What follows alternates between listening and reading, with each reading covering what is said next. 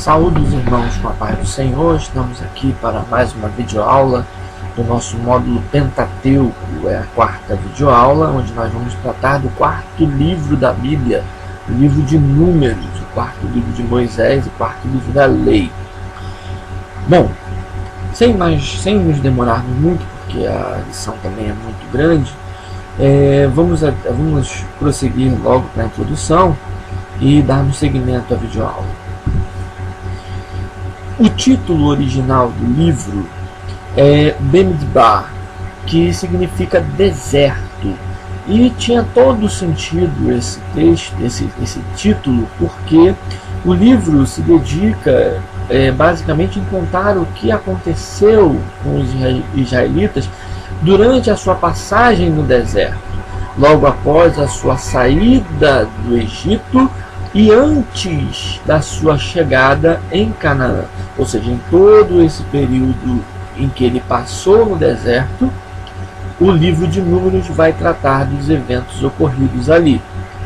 O livro também é conhecido pelo nome de Shumash HaPekudim, que significa livro das contagens ou livro dos censos, porque ele faz o registro de duas contagens ordenadas por Deus, onde o livro vai tratar do números de hebreus que eram aptos para a guerra, logo quando eles saíram do Egito, e novamente o número de homens aptos para a guerra antes de entrar em Canaã.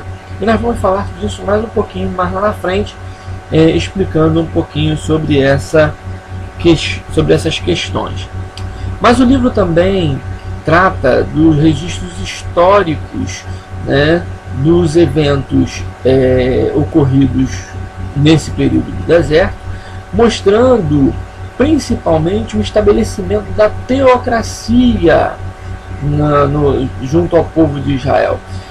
Nesse momento do livro de Números em que nós vamos ver o estabelecimento de fato da teocracia, além de muitos eventos que se sucedem entre a saída do Egito e a entrada em Canaã. O livro de Números ele pode ser dividido basicamente em três partes bem distintas.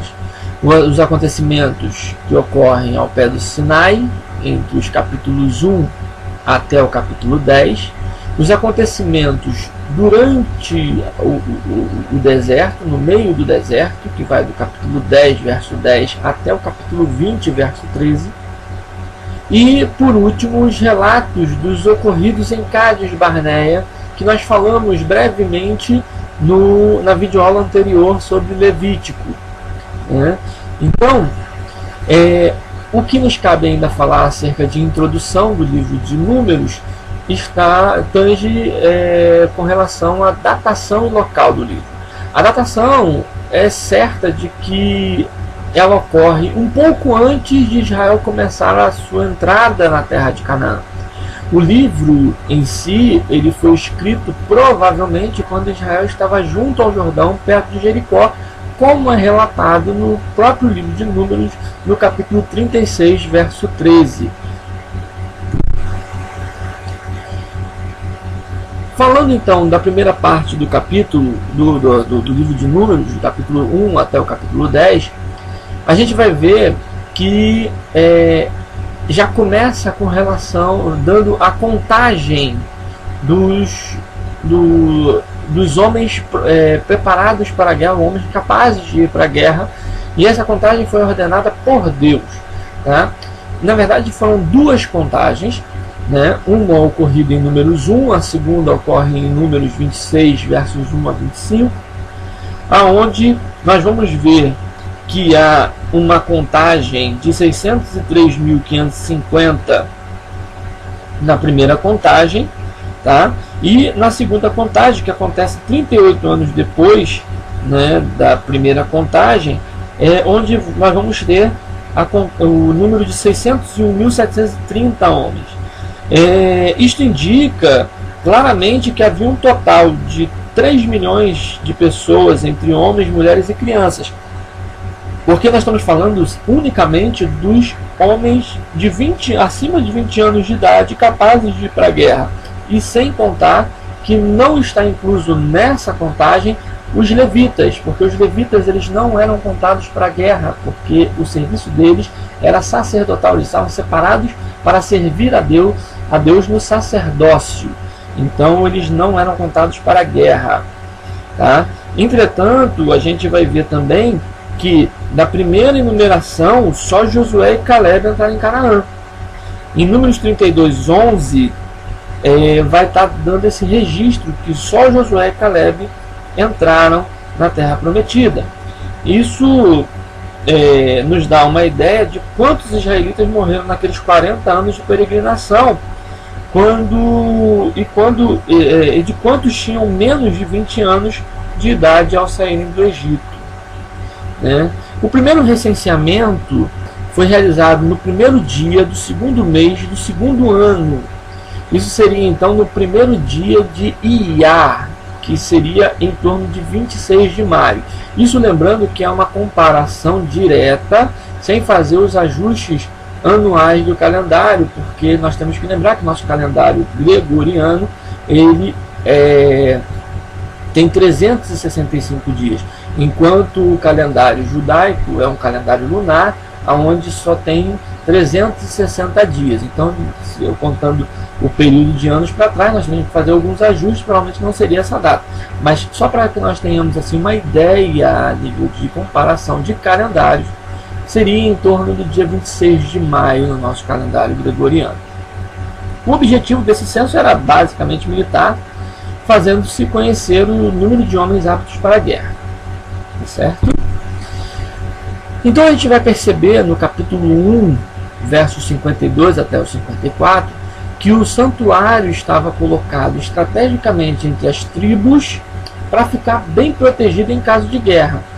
As tribos elas foram divididas estrategicamente em 4 pelotões, colocados nos pontos cardeais norte, sul, leste e oeste, tá? Onde você tinha 3 tribos para cada um dos pontos cardeais. E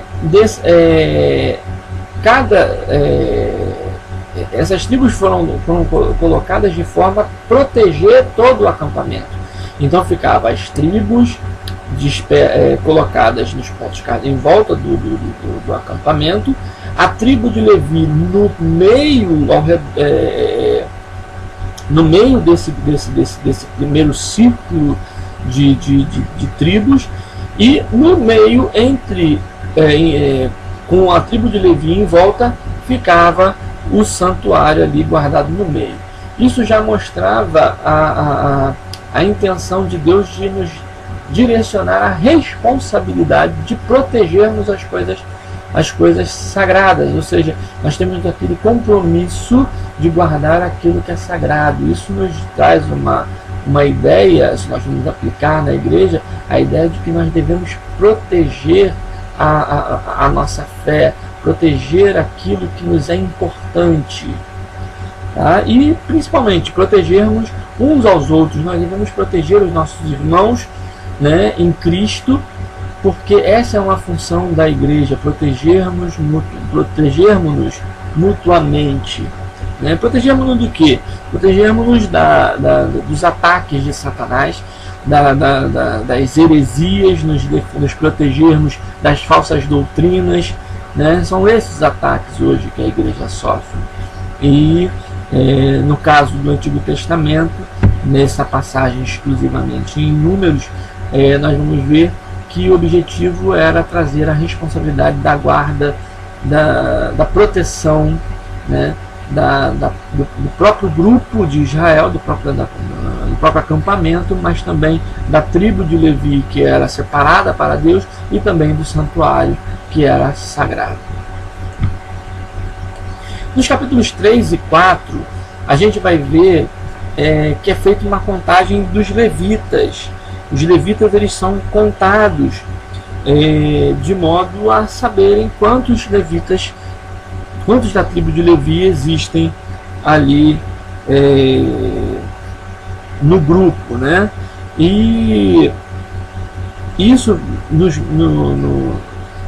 o escritor do livro de Números, no caso Moisés, ele faz uma introdução do capítulo trazendo à memória a descendência de Arão e Moisés a partir do Monte Sinai. Lá no capítulo 3, verso 1 e 4, a gente vai ver isso. E ele explica como os descendentes da tribo de Levi, filhos de Jacó, deveriam ser separados para o serviço religioso. Existem duas razões para isso. A primeira era suprir o pessoal do serviço religioso e a segunda, compensar os primogênitos mortos do Egito. Tá? Parece que Deus queria compensar para si aqueles que foram mortos no Egito. Porque, assim, pela lógica da lei, todo primogênito de Israel ele teria que ser separado para poder servir a Deus no sacerdócio. Mas como Deus estabelece a tribo de Levi, ele faz isso em forma de substituição para que não seja necessário fazer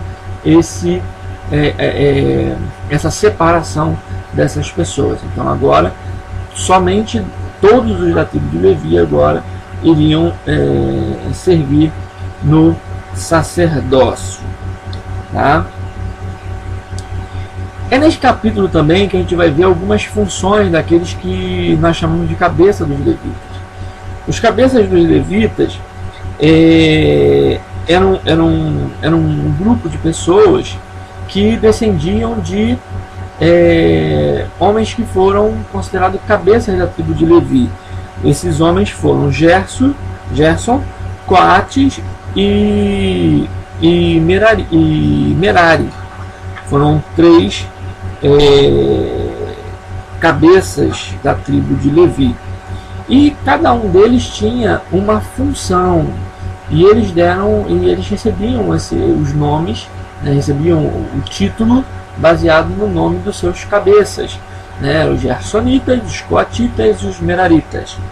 Os gersonitas, eles ficavam localizados, se colocavam, os gersonitas são os descendentes de Gerson, eles ficavam ao lado do tabernáculo, virados para o poente e o nascer do sol, e também tinham a obrigação de carregar a parte grossa do tabernáculo, tá? Ou seja, aquela parte mais pesada do tabernáculo. Os coatitas, que são os descendentes de Coates, que era irmão de Gerson, eles acampavam-se virados para o sul e tinham o encargo de transportar o material do santuário. Os meraritas, que eram os descendentes de Merari, acampavam voltados para o norte e transportavam as tábuas, colunas, as bases e todos os utensílios do serviço dentro do tabernáculo, serviço sacerdotal. Quando os príncipes se consagravam a Deus, eles fizeram doações de carros, de bois, e doaram para o serviço do tabernáculo esses carros, né, para que se fosse feito esse trabalho, né? E isso nos traz uma reflexão. Por quê? Porque Deus estabeleceu uma ordenança para cada um desses grupos, onde cada um tinha a sua função específica, cada um tinha a sua missão, cada um tinha o seu trabalho dentro do contexto sacerdotal, dentro do contexto do trabalho no tabernáculo. E hoje às vezes a gente vê Deus entregando trabalhos em nossas mãos e muitas vezes nós não queremos realizar esse trabalho porque achamos que eu gostaria de fazer esse outro trabalho, mas sem antes saber o que Deus realmente quer de nós. Às vezes nós queremos louvar, mas será que Deus tem nos chamado para poder louvar? Será que Deus nos tem chamado para poder cantar? Às vezes nós queremos pregar, mas será que às vezes Deus está nos chamando para poder pregarmos na igreja? Será que às vezes quando nós queremos fazer um trabalho diaconal dentro da igreja, será que Deus está nos chamando para esse serviço diaconal? Será que Ele não está chamando para outro tipo de serviço? Então nós precisamos ouvir a voz de Deus com relação aos serviços, porque todo serviço ele é importante. E todos eles são estabelecidos por Deus. Quando você recebe alguma coisa na igreja, recebe alguma função na igreja, não é o homem que está te dando, é Deus que está te dando. Então honre isso. Bom, no capítulo 4, a gente vai ver também as obrigações dos levitas no tabernáculo e as idades mínimas e máximas para o serviço sacerdotal. Tá? Do capítulo 5:1 até o 6:27 é dado também uma série de leis sociais e religiosas que a gente precisa falar aqui. A gente vai falar muito en passant, porque já foi falado sobre isso no estudo do livro de Levítico. Bom, é tratado com relação aos leprosos, né, onde é dado algumas recomendações que foram apresentadas no livro de Levítico, como o caso do leproso de Levítico 13, versos 3 e 46. A partir desse dia, né, os leprosos ficaram separados dos demais israelitas. Então, assim, o que nós vemos no livro de Números, ele está relacionado à execução da lei, né, que foi estabelecida em Levítico, capítulos 13, verso 3 e 46. Né. Ele fala também sobre as restituições, né, as leis das restituições, né, onde estabelece a lei da devolução quando se pecava contra o próximo, acrescido de uma multa de 20%, na verdade não é aproximado, é 20%. Né. Fala acerca da lei do ciúme, onde a lei é mostrada de forma unilateral, ou seja, era aplicada somente quando o marido tinha ciúme da sua esposa, imaginando que ela tivesse cometido adultério com alguém. Né? Então havia um ritual religioso em que se usava uma água consagrada misturada com o pó do chão do tabernáculo, e caso a mulher estivesse falando a verdade, nada acontecia com ela. Né? Essa era a lei. Né? Então era dessa forma. Fala também do voto do nazireado, né? Ou seja, os votos de Nazireu, né? Que ele vai tratar que podia ser um voto feito por homem ou mulher, que podia ser perpétuo ou temporário, e podia ser também feito em cima das crianças, né? No caso de quem viesse a nascer, né? Onde quando Deus escolhia alguém para servir como nazireu, né? Então essa pessoa já nascia e esse voto não era quebrado mais. Bom, e por último a bênção sacerdotal, né? Aonde nós vemos aqui no seu contexto, né, que o povo ficou seguro e feliz quando foi abençoado pelos líderes, né? E isso deveria ser uma prática comum nos dias de hoje, os líderes abençoarem o povo, e o povo se sentir seguro e feliz com essa bênção, né? No capítulo 7, né, a gente vai ver que o livro se dedica a falar da oferta dos príncipes que tiveram que ofertar durante o erguimento do tabernáculo, né? Aqui vale a gente ressaltar que os príncipes, aqui não estamos falando de monarquia, nós estamos falando de principal, tá? Isso vale a gente ressaltar e grafar bem que príncipe aqui não tem nada a ver com o filho do rei, mas sim de principal. Algumas palavras na Bíblia, em alguns contextos, são entendidas facilmente como sendo não da forma direta como a gente trata, mas sim com o sentido de primeiro, de principal, de autoridade. Como, por exemplo, a gente vê quando a Bíblia fala de Jesus, que ele é o primogênito da criação, não quer dizer que ele é o primeiro a ser criado, mas sim que ele é o principal da criação, ele é o principal responsável da criação. É ele que tem a primazia da criação, e não na e não com a criação, é diferente, né? No capítulo 8, a gente vai ver a consagração de Arão e dos levitas. Nesse ponto, há uma correlação muito direta com os eventos narrados em Levítico, que vão culminar com a morte de Nadab e Abiú. Se você quiser rever, veja na videoaula sobre Levítico, que nós falamos mais detalhadamente sobre essa passagem. Já no capítulo 9, verso 1 até o 14, vai ser tratada o relato da segunda Páscoa que foi celebrada pelos israelitas, e enquanto dos versos 15 a 23 a gente vai ver uma retrospectiva histórica do repousar da nuvem sobre o tabernáculo, né? Essa nuvem que acompanhou Israel desde o primeiro dia, né, da caminhada, saindo do Egito, ainda antes de atravessar o Mar Vermelho, até antes da praga, né? Já nas pragas você tinha essa nuvem, né, que era Deus, né, representava a presença de Deus ali diante do povo, né? E nós vamos ver que essa nuvem seguiu o povo de Israel até ela entrar em Canaã. Não teve um dia em que a nuvem não esteve junto com o povo. No capítulo 10, a gente tem o toque das trombetas e os relatos das primeiras jornadas no Sinai.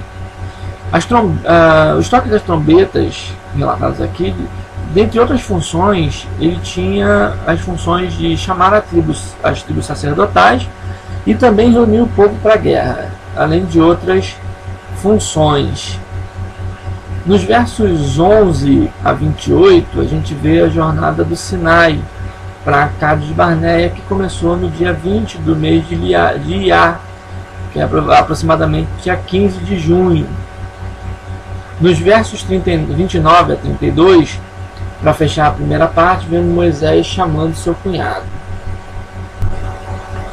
Essa chamada de Moisés para seu cunhado, alguns tentam supor que ele teria feito para poder beneficiar seu cunhado, mas porque seu cunhado ele conhecia o deserto e ele então teria chamado para que ele fizesse um reconhecimento, para que tivesse ele primazia na hora de escolher a terra, porque ele iria na frente, seria o primeiro a chegar e ver as terras. Mas não acredito que tenha sido isso, não acredito mais pelo temperamento de Moisés mostrado em outras passagens, principalmente no Êxodo, de um homem que tinha alguma dificuldade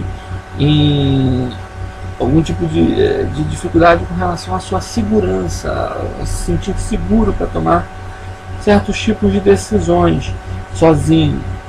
Nós vemos isso quando Deus chama Moisés para poder libertar o povo, em que ele começa a dar uma série de desculpas até que Deus coloca Arão para poder ir com ele, né?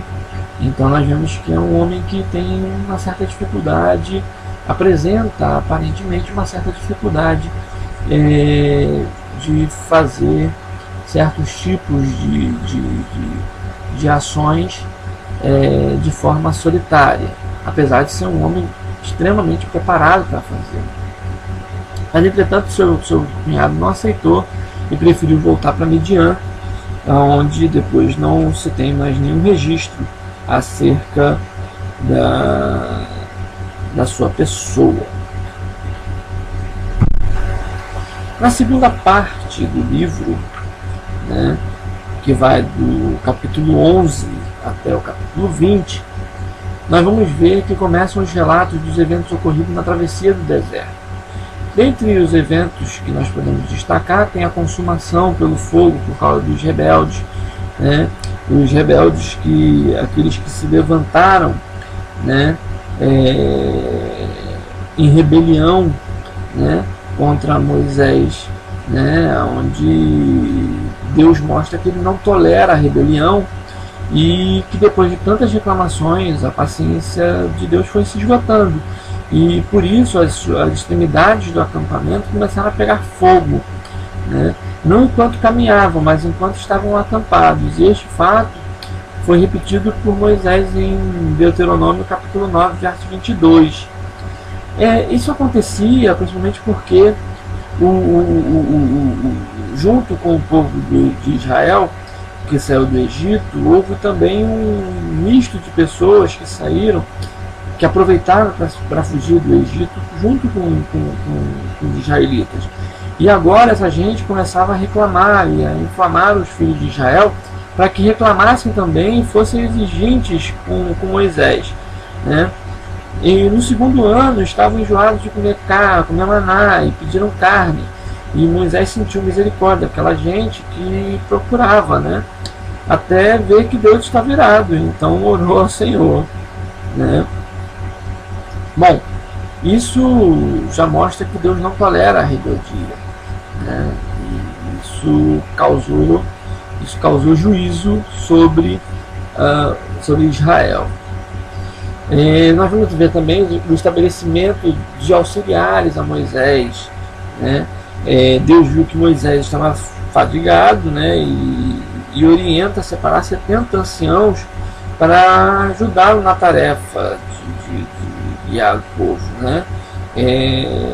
Isso corroborava com os conselhos de Jetro, lá em Êxodo capítulo 18, verso 13, tá? E Moisés procedeu dessa forma. Nós vamos ver também que há o provimento de carne, né? Quando Deus provê a carne para o povo depois da reclamação, né? do populacho, como a gente costuma dizer, né? E é interessante que o povo reclamava dizendo assim que no Egito eles comiam pepino, melões, alho, cebola e até peixe de graça. Só que eles não recebiam de graça. Eles trabalhavam de forma escrava e recebiam aquele alimento só como ração para que eles pudessem continuar trabalhando mais, né? Então você vê o tamanho da ingratidão do povo para com Deus. Nós vamos ver também registrado a rebelião de Miriam e Arão, né, onde Arão não é atacado pela lepra, mas Miriam é. Isso é porque Arão ele estava sob os cuidados de Deus. Isso já nos mostra também o seguinte, que Deus trata diferentemente, trata individualmente com cada pessoa. O Miriam, ela foi punida com a lepra e Arão não, né?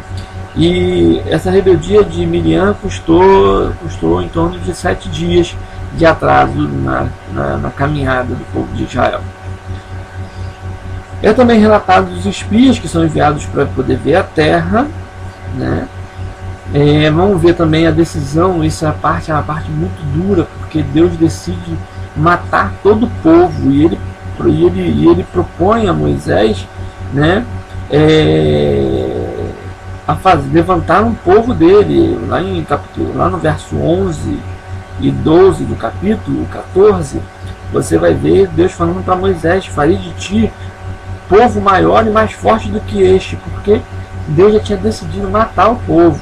Porém Moisés intercede pelo povo e Deus não faz dessa forma. Mas aí alguém pode perguntar, e a promessa abraâmica seria cumprida do mesmo jeito, porque Moisés era descendente de Abraão.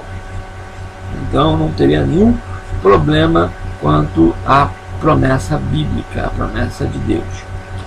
Não podemos esquecer que Deus ele vela pela sua palavra de dia e de noite para que não peque contra ela, tá? Nós vamos ver que também nesse texto, né, nesse grupo, nessa parte do texto, nós vamos ver que há repetição de leis para o povo, né? Moisés ele dá uma pausa na história para poder fazer a repetição das leis, né, que foram apresentadas em Levítico e Êxodo, né? E essas leis são repetidas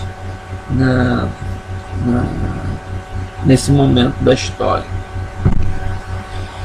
A gente vai ver também a rebelião de Corá, Datã e Abirão, onde Datã e Abirão eram descendentes de Ruben, e Corá, né, era da família de Levi, ou seja, era um parente de Moisés, né? E esses 3 líderes, eles conseguiram o apoio de 250 chefes ou cabeças das tribos, né, de Israel, e argumentaram que toda a congregação era santa e que Deus habitava no meio deles. Então, não precisavam da liderança de Moisés e de Arão. Moisés simplesmente não reagiu, ele só se prostrou em terra e esperou que Deus tomasse a decisão. Bom, Moisés propôs a Coré que ele e os que com ele estavam tomassem incensários, acendessem neles fogo e apresentassem diante do Senhor. Coré e seus irmãos, eles podiam fazer isso, porque eles eram da família sacerdotal, entendeu? Eram levitas, então eles poderiam fazer sem nenhum problema isso.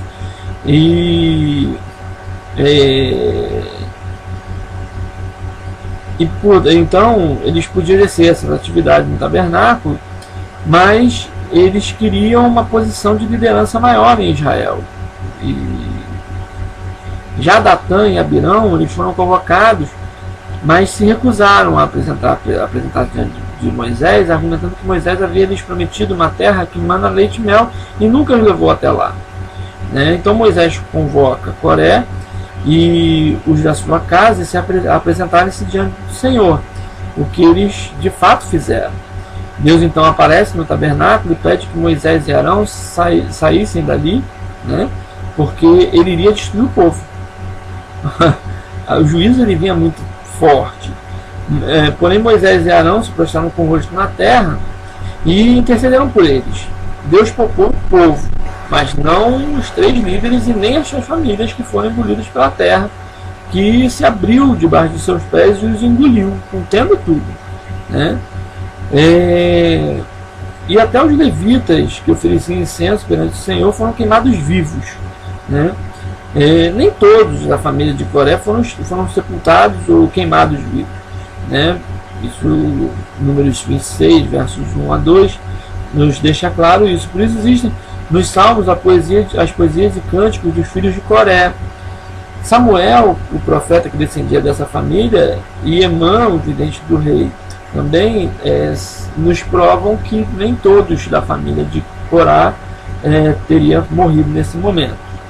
E os incensários foram transformados em uma chapa única para cobrir o altar, para poder que isso fosse sempre lembrado.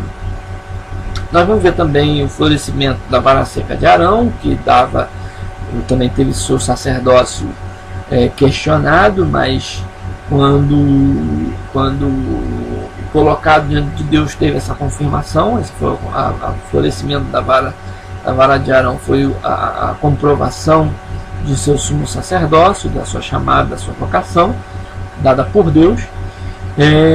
Nós vamos ver a confirmação do sacerdócio e dos descendentes de Arão, né? A confirmação do sacerdócio dos descendentes de Arão. Uma vez confirmada o sacerdócio de Arão, era necessário confirmar também o sacerdócio dos descendentes de Arão. E nós vamos ver também o relato da novilha vermelha, que é uma figura que tipifica diretamente a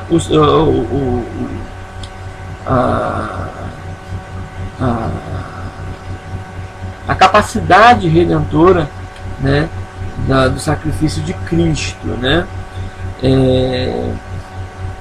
Isso você vai encontrar essa referência, essa explicação em Hebreus capítulo 9, verso 13 a 14. Tá? E nós chegamos então à terceira parte do livro, que vai do capítulo 20, verso 14 até o 30, 13. Os eventos narrados a partir deste momento são eventos ocorridos 38 anos após a longa peregrinação que o povo fez pelo deserto. Miriam morrera no início daquele ano, né, lá no mês de Nisan, e Arão morre no mês de Abi, que era o 5º mês. Tá? É nessa sessão também que a gente vai ver os eventos das águas de Meribá, famosas águas de Meribá, onde Moisés bate na pedra para poder sair água. A gente vai falar disso daqui a pouquinho. Bom, ocorre também nesta sessão, né, a recusa de Edom em deixar Israel passar, o juízo sobre Arão, o evento da serpente de bronze. Há também a derrota dos mais poderosos reis daquela região, feitas por colocadas pelo povo de Israel sobre esses reis, impostas sobre esses reis. É feito então um resumo da jornada, né, até aquele momento. Nós vamos ver também a história de Balaque e Balaão.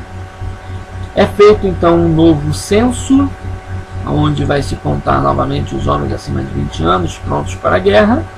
E nós vamos ver também a última missão de Moisés em guerra, né?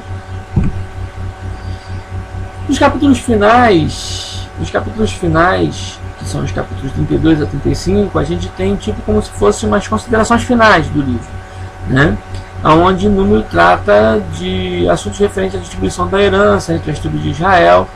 Vai falar sobre Ruben, Gade e a meia tribo de Manassés, que receberam a sua herança no leste do Jordão. Eles ficam no canto, eles ficam do lado do Jordão.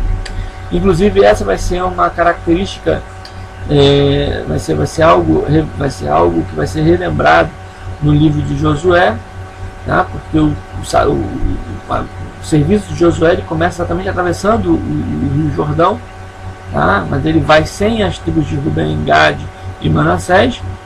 Tá? No livro de Josué também você vai ver essas três tribos sendo muito mencionadas, tá? No capítulo 33 a gente tem um panorama geográfico da jornada. E por fim a gente vê as cidades reservadas aos levitas e assuntos referentes à herança, mais exatamente sobre os direitos concedidos às filhas de Zelofeade, que não tinha homem na família e que reclamaram porque ficariam descobertas. Então é ajustado isso para que elas não ficassem sem terras. Para concluir, a gente pode tirar como conclusão que a história contada no livro de Números nos mostra a jornada de um povo que tinha tudo para ser obediente e confiante em Deus, pois viu o que ele fez. Entretanto, escolheram sempre a rebeldia e a desobediência. A gente costuma sempre apontar os israelitas afirmando que se vivêssemos e víssemos os sinais e prodígios realizados por Deus nesses textos, nunca nos desviaríamos do Senhor. Mas Cristo nos deu uma libertação maior do que a que foi dada a Israel. E será que temos sido mais fiéis a Deus por causa disso? Que o Senhor nos ajude a seguirmos e que cheguemos à cidade santa, que é a promessa de Deus para a igreja. Espero que você tenha gostado da videoaula. Espero que você tenha compreendido as mensagens contidas no livro. E, havendo necessidade, pode mandar suas perguntas, que nós estaremos respondendo na medida do possível, para poder você ter o melhor entendimento dos livros do Pentateuco. Semana que vem a gente vai estar tratando do livro de Deuteronômio e então estaremos fechando o módulo do Pentateuco. Que Deus abençoe você, que se for de dia tenha um bom dia, se for de tarde tenha uma boa tarde, se for de noite tenha uma boa noite na presença do Senhor. É o que te desejo em nome de Jesus.